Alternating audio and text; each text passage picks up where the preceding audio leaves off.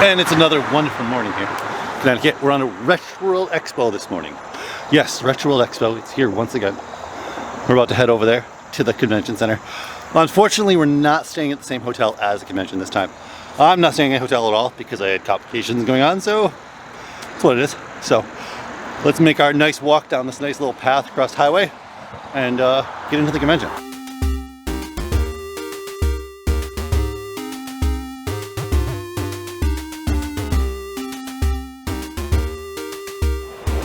So as we make our way to the convention hall, up the escalator, through the Marriott, stopping at the Starbucks, of course. Had a nice green smoothie just a minute ago.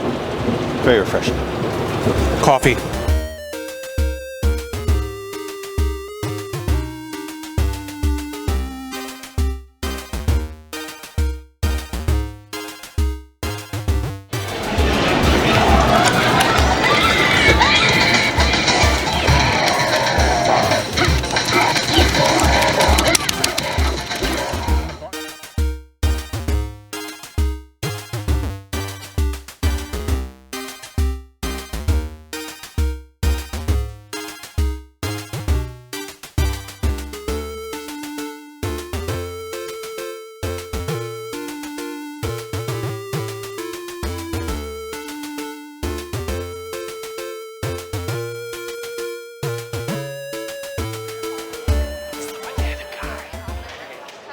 Playing a game. You'll be dancing around anytime now. Just keep your eye open. In his natural habitat. What's this game? Narc. It is a game smash that hasn't come out yet, but it will be. And the stage. Looks like they're playing Press Your Luck first. But they're gonna go to, there's gonna be bands and Yeah. tournaments and everything. Okay, so we made our first stop over here as we made our way into the World Expo hall. E-Repair Technology, booth number 87 here at World Expo. But I'm Aldo, I'm just a worker here. The man with the plan is the man with the Mario. His name is Ernie. But this is all of his stuff here, his personal collection that he's looking to offload. Various stuff. I mean, you got box consoles, you got Wii, you got Genesis, Super Nintendo, N64, OG Xbox, GameCube, pretty much anything under the moon. So, Q here over at World Expo. We always love checking out indie games, and Cloak Dasher is definitely up there of one of my games I would definitely play. If you guys know from other videos, I'm a huge fan of like Super Meat Boy, a lot of these like really quick Dasher games. And so I'm here with one of the developers talking about this game called Cloak Dasher. Yeah, so this is a game I've been working on for about a year now. Started back in October, and it's just been a big focus of mine. As you mentioned, Super Meat Boy was a huge inspiration, and plus, anyone who's ever played that, big inspiration. We're shooting to have an early access release later this month or early November, somewhere around there, and a full release to follow with a full-featured level editor and the ability to share levels between friends. Okay. So where can we expect this game to be able to be accessed? It will be available on Steam in the near future. Again, early access, hopefully late October, early November. And I'm hoping to get it on the Switch. Just need to talk with Nintendo about that one. Okay, yeah. So this game I had to play, was it 23 levels within 10 minutes, right? That's right. So I got through 20, so I did fairly good for the first time, not too bad. So how many people have you had get through this? 'Cause we're doing a little, I notice every time someone comes up, someone keeps on trying it. So how many people have completed it? Well, today, so far, we've had about 4 people actually beat it. I'd say that's out of about 12, 13 people. We're pretty early on today. I hope more people kind of figure that out. But on average, I'd say probably about half the people tend to finish it. Yeah. Nice. So yeah, I definitely would say check out this game if you're a fan of Super Meat Boy, of those style Dasher games. Obviously, I started with these kind of games with like games like Mega Man and stuff. So definitely check this out when this comes out. Obviously, it's in early access right now. Lots of fun. I had a lot of fun trying to beat it. I might come back and try to beat it again because I have to complete this. So. Even dinosaurs like video games.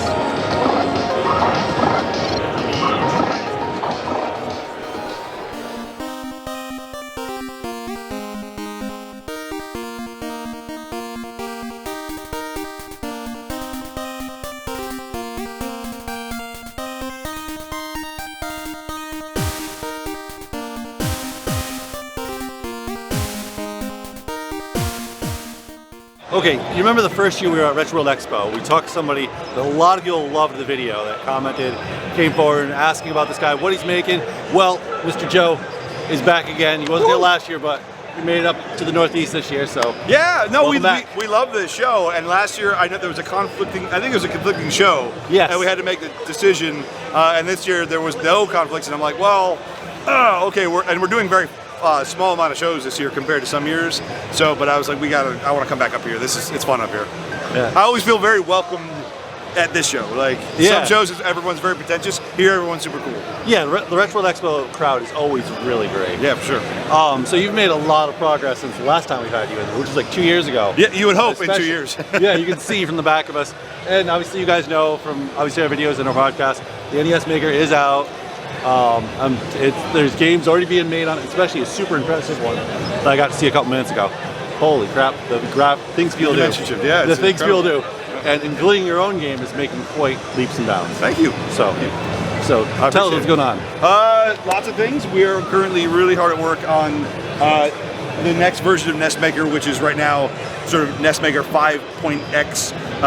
The version number is not really all that significant. It's just internal. You know, it's the 5th sort of iteration. But it's going to change a lot of things as far as how you approach the object-oriented nature of the software. It's going to make it easier, in layman's terms, for a user who's just getting started. It's also going to make it more diversifiable for people who want to do crazy things with it. So we always look for those types of things that make it easier for people on one side, but also expand the capability. And that's what we've really been focusing on with the next version. So that's the big thing with NESmaker. Mystic Searches is we're working on bosses and working backwards from there with some of the dungeons. So that there's light at the end of the tunnel on that one. There's no way that we could have made that the way that it is now without having done NESmaker and got it to the level that it is now. That said, Mystic Searches will be finished with 4.1.x, not with 5.0. So, we're still confident in the version of NESmaker that exists, and we're not like redrafting it all over again for 5.0 or anything like that. So it's almost done. Very excited to get that out. People have been playing one of the bosses today. That's been really cool. We're going to be working on a competitive pinball documentary in the spring that we've been asked to direct. So there's just, a lot of really cool stuff happening. So what do you have to say from the products that have been making their way to the forefront from people using NES Maker? People are, we have a ton of games that people have made, and most are in demo form right now. We're just starting to see games get to a point where they're finished. One of the things that we're working on is a distribution method for people to actually market their games and sell their games, and that's not quite ready to show that or talk too much about it yet, but that's important to us, that there's a central hub that people can find new NESmaker games to play and play them even if they don't have a NES. Like, they can still have access to them and play them. So we're working on that. And also we're working on sort of a print-on-demand system for NESmaker created games that we could do at conventions like this. Like, you could play a bunch of demos and then be like, I want that one, and we're able to create it on the spot and actually get. So we're working on that. It's a work in progress, and they're kind of related to each other. We've seen a lot of cool games that are almost finished. The Turtle Rescue game, I know, it looks like it's such a kid's game, and then it plays like Zelda. Like it's really neat, and it's sort of a good cause and very cute character, and it plays fun. The Dimension Shift guys, they've taken this amazing, beautiful, game that they've got started for the bite-off competition last year, and now there's like parallax scrolling, and there's 4-way scrolling, and a save system, and it's incredible to see. One thing that blew me away when I was talking to you earlier is that you say some schools have taken your product and is now using it as far as the teaching. I think it's about 20 schools or so, high school and college mostly, that are integrating NESmaker into their curriculum, and we are actually working on official curriculum. I used to teach game development in Baltimore City. I helped write curriculum for Baltimore City CTE program. So I'm taking a lot of what I learned there and trying to apply it to how NESmaker works, but also how to teach game design, programming, pixel art, these concepts through using NESmaker and trying to build a curriculum around that. Yeah, I think that's super impressive, because that's how I first started learning code, was RPG Maker. I had to learn Ruby script to actually properly use it. So I think that's awesome that your program is going to maybe make new coders come to life. Right. That's the hope. That's awesome. So this is the update guy with Joe Granato. always making a great product. Like, absolutely impressive. I can't wait to see all these games and play some of the games that are be coming out.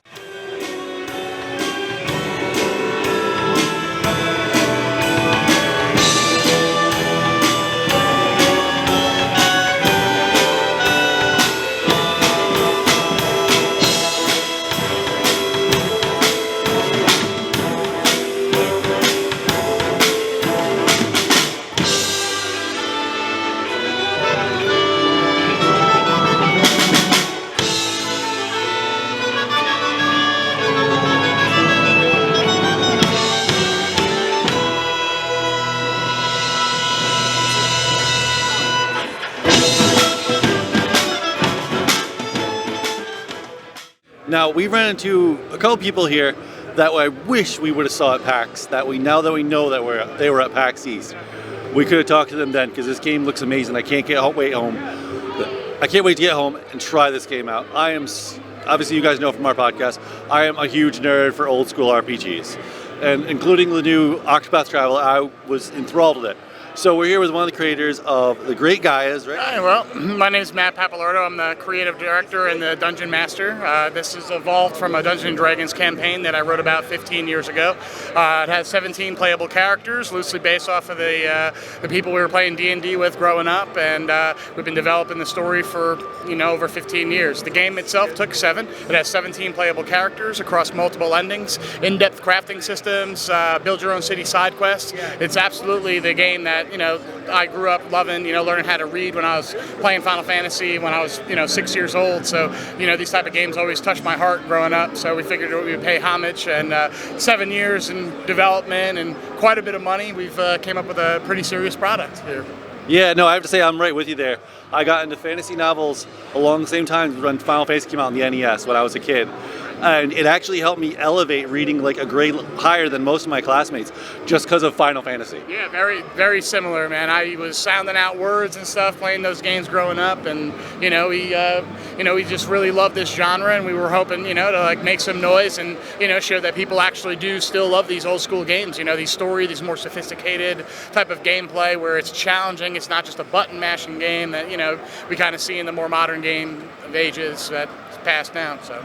I was really glad to see when I was talking to the other guy a minute ago, multiple endings. Yeah. Now, the one game that I do play, I have played about more than a dozen times myself, is Chrono Trigger. Yeah, and when I heard multiple endings, I was like, oh my god, I'm going to play this game so many times. It does have a time travel aspect towards the end of it. I've been developing, I've been a dungeon master for over 20 years. That's about 100 of my original narratives inside this game. We're showcasing over 60 to 80 hours of main story, plus another about 50 hours of supplemental side quests, but not just like side quests, just to filler content. All of it enhances the narrative. It's all really knit together, and I've been dungeon master for over 20 years. There's a lot of story here. Awesome. So you can find this game on Steam, right? Yeah, it's on Steam right now. It's been out for over a year. They've been comparing the story quality to Phantasy Star 4 and Final Fantasy 7, which has been pretty humbling to me. Yeah. So, so if we can we're terrible at marketing, but if we get the game into people's hands, they absolutely love it. Yeah, so as far as you want to check this gameplay out, so I'm going to be playing it myself, but the person that's going to be streaming is another member of getTekt. His name's Grim. You guys know him from the podcast. He will be streaming this game and playing through it, and you're going to check out, if you want to check out our review and what we think of it, check out the podcast. You can listen to it. It goes up every week around Friday. So far, what I've seen of this game, it looks amazing. Thank you for making an old school RPG, man. Yeah, Thank you. Yeah, dude, we're working on our second title now too, so awesome. Most of all of our money that we get here, we're not pocketing it. We're still starving artists, but we're continuing the genre. The next title that we're making is we're claiming it to be a Western fusion JRPG. So it's all of the systems that you would find in like a 3.5 Dungeons & Dragons or a Pathfinder infused into this. So there's crafting, fishing, reading and learning different languages, charisma-based things that can change the way that your characters and your mercenaries that you hire all interact with the story. That's also going to have multiple endings, and won't be able to see the entire thing just playing through one playthrough. So we're going to keep it a bit shorter than this one. This is a massive title, so I'm hoping that the next title is about 20 hours of gameplay, 30 hours per playthrough, and you'll probably play through 5 times because it's about 5 different scenarios that you can go. So it's going to be great. Awesome. You guys definitely go check this out. The link will be below if you want to check this game out and pick it up yourself. And we've got a rematch. 1 year later. Yeah. I don't think I remember how slow this game was. Holy shit. Yeah, dude. I can't hang with these old ones. Oh my god. Oh, I can't. It's also whoever your character is, you can't change it. Yeah. This is 1990 at its finest. Weird ass like You can't hear it on these busted speakers, but. So, who's the winner? Mr. Paul. Oh, we got both completely trumped by Vega just a minute ago. I know, right? A continued win from Paul. How do you feel? We'll see. What happens? I think it's because whoever was Maya before won, so you're forced to just. Ah, okay. All right, Nate's trying Killer Instinct now. Let's see if he can win. Holy crap, Nate won one. How do you feel? And that's my second best character, too. Paul ain't too happy.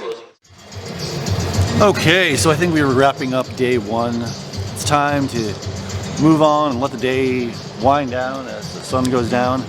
And yeah, I'm just gonna take Russ's car home for the night now. So, Russ, thanks. Let me borrow your car. Yeah, man.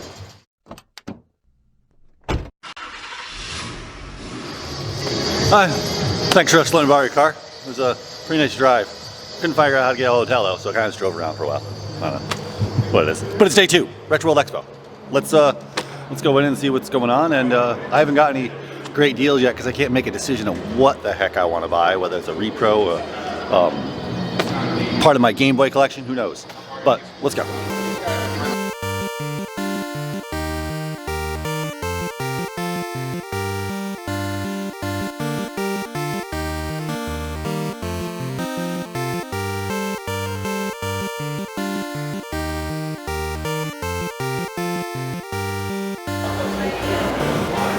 So you gotta get one. I really want to.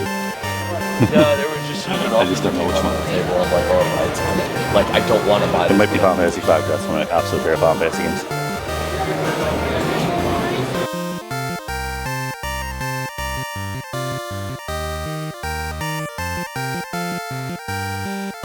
Hey guys. I'm alive. Oh yeah.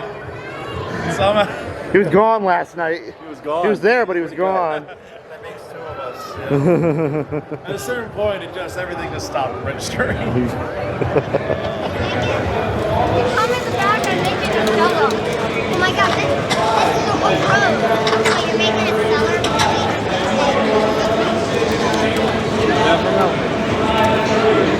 Who? Oh! Victory. Oh! Drop it like it's. Who won the battle of Call of Duty? The champ did. This guy lost. Get out of here. I'm the champ. Right here. Yeah. As we're going through day 2, as you know, I'm stopping by, grabbing a little bit of coffee. So far, I really like the setup for Retro World Expo, what they've done this year.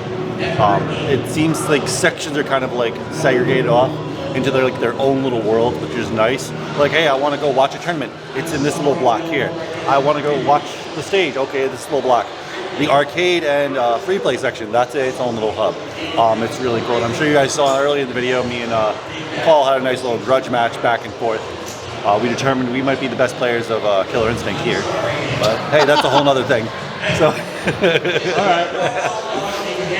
but yeah, we're gonna make our rounds again. I haven't picked up too much. I might pick up more artwork. I need more stuff to fill my walls because you pretty much can't see my walls at this point, but that's okay.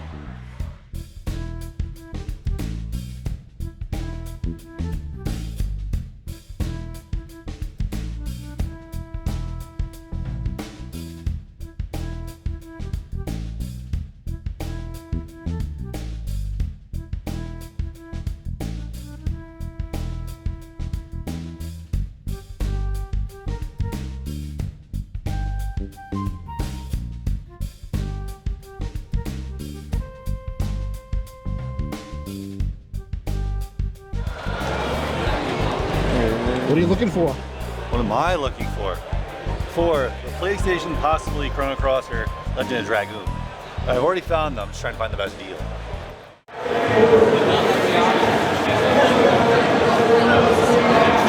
The one thing I love about a lot of these events, Retro World Expo included, there's always absolutely some amazing artists. And the wall we're on right now has a lot of the featured artists that are here that have booths over here at Retro World Expo. So hope you enjoy the next bit of footage. You're here to see some of the most intricate and well done, and just you can see just painstaking work and a lot of this artwork that these people took their time and effort to put together and make a living off of, and it really shows. These people are absolutely amazing, so I hope you enjoy this.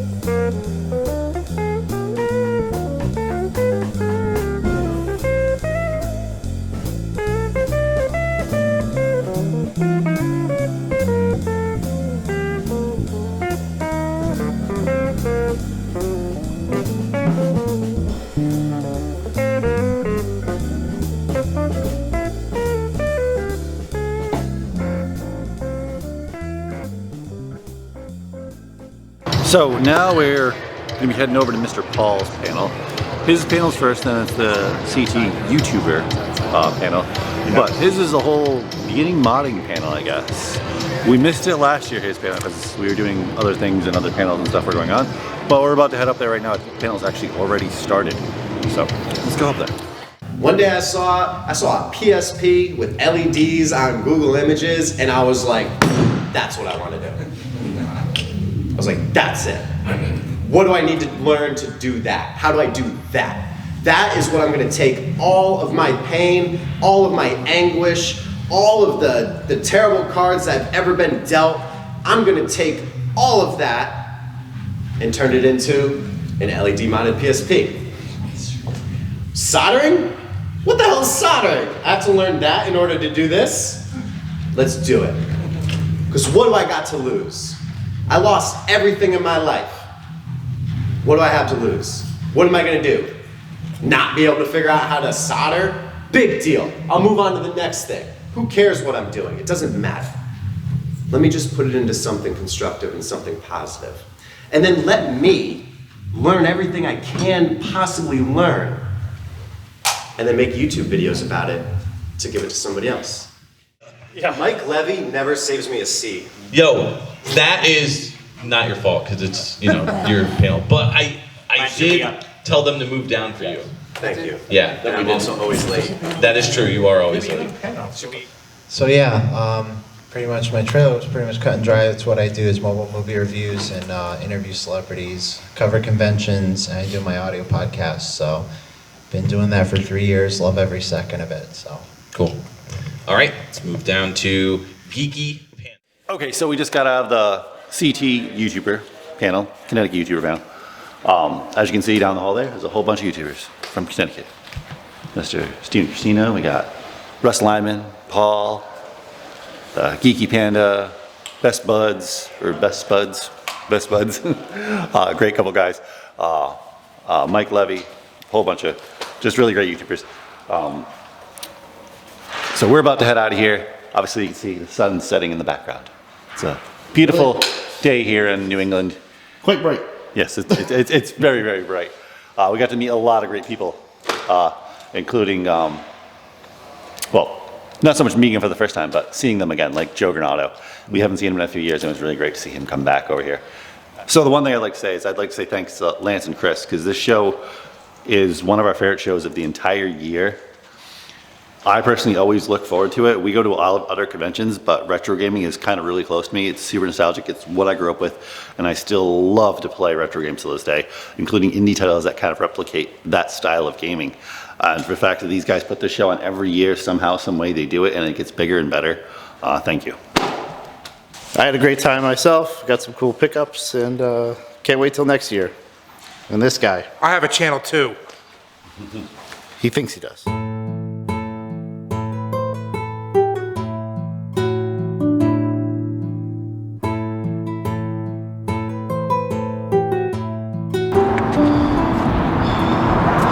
What a beautiful day, huh?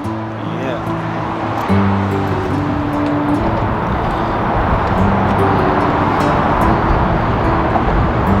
Until next year.